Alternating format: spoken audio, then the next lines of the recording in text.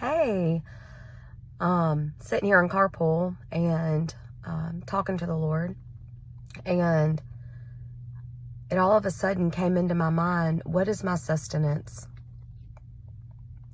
What sustains me? And I just want to ask you that question too. What sustains you?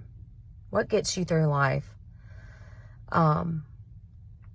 What makes you super happy and be on that mountaintop? And when you're down in that valley and you're real low, what gets you through it? What sustains you? What's the bread that you're living on that's keeping you going? The bread of your life. Is it your job and this level that you have attained for yourself in your workplace? Is it your kids and being a part of the things that you get to be a part of because they're a part of them?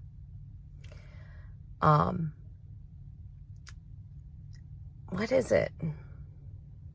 Because I'll tell you, the way that the enemy has continued to get to me, and the way that,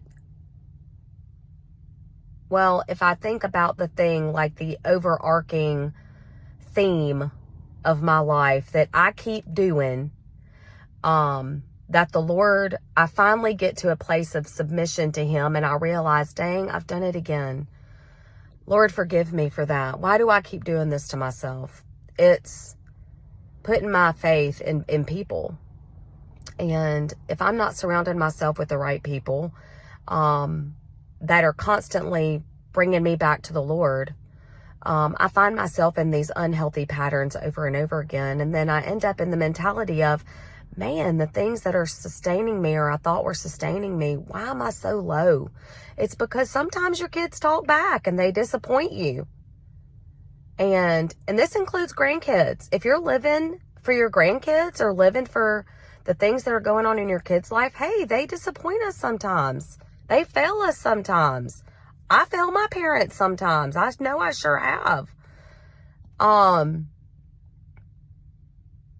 So they're going to hurt us.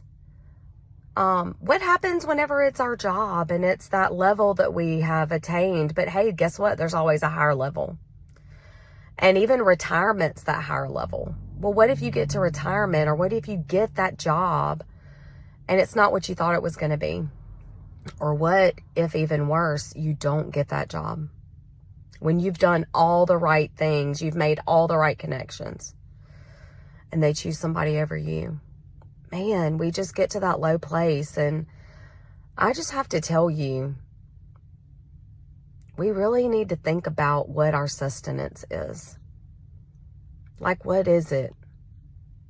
Because our sustenance needs to be on something, on someone, in my case, that's never going to fail me, that's always going to show up, that loves me no matter what, good, bad, ugly, past, present.